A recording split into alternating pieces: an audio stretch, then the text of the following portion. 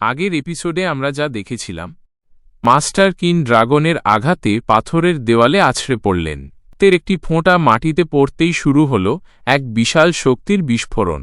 ড্রাগনের বরফ শীতল আক্রমণ আর মাস্টার কিনের শক্তিশালী তরোয়ালের আঘাত সব মিলিয়ে এক প্রলয়ঙ্করী যুদ্ধ। কে জিতবে এই লড়াইয়ে? চলুন শুরু করা যাক আজকের এপিসোড নিয়ে এক চমৎকার যাত্রা। মহান বন্যভূমিতে একসময় প্রচণ্ড অশান্তি বিরাজ করত। এখানে 5টি প্রধান ক্ল্যান এবং 480টি শহর ছিল।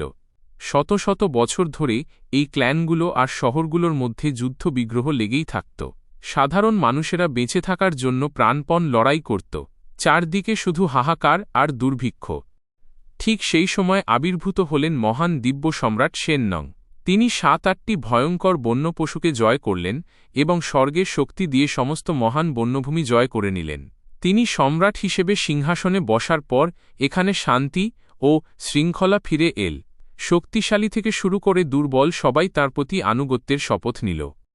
কিন্তু 50 বছর পর একদিন সম্রাট শেননং হঠাৎই উধাও হয়ে গেলেন। তিনি চলে যাওয়ার পর 100 বছর কেটে গেছে, কিন্তু এখনও তার কোনো খোঁজ নেই। তিনি যেন আকাশের পবিত্র ড্রাগনের মতোই এই পৃথিবী থেকে অদৃশ্য হয়ে গেছেন। এদিকে নানজি পর্বতে, যেখান থেকে বাগনিয়া নদী বয়ে যায়, সেখানে এক বৃদ্ধ এল্ডার খুব খুশি হয়ে উঠলেন।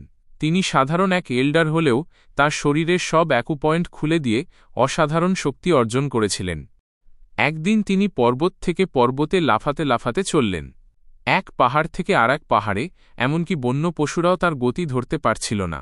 হঠাৎ তিনি একটা খাড়া পাহাড়ের কিনারা থেকে সোজা নদীতে ঝাঁপিয়ে পড়লেন। পানিতে পড়ে তিনি হাসতে হাসতে বললেন, আমি তোমাদের আগেই সাবধান করে দিয়েছিলাম, আমার পিছু নিও না, কিন্তু তোমরা তো শোনোনি। এখন তোমাদের শাস্তি পেতে হবে। কিন্তু ঠিক সেই মুহূর্তে নদীর গভীর থেকে উঠে এল এক বিশাল জল ক্ল্যানের দিব্য পশু, নীল ডানাওয়ালা ড্রাগন। তার চোখ দুটো জলজল করছিল। এল্ডার ভয়ে আতঙ্কিত হয়ে চিৎকার করে উঠলেন, মিস্টার বেল, প্লিজ আমাকে আক্রমণ করো না, আমি তো তোমাকে কিছু করিনি। কিন্তু ড্রাগন তাকে শিং দিয়ে প্রচণ্ড জোরে আঘাত করল। ধাক্কা খেয়ে এল্ডার সোজা পাহাড়ের গায়ে ছিটকে পড়লেন। তিনি ব্যথায় চিৎকার করে বললেন, কেন এত জোরে মারলে? এখন আমি 4 দিন বিছানায় শুয়ে থাকব। ঠিক তখনই সেখানে হাজির হলেন দিব্য সম্রাট শেননং নিজে।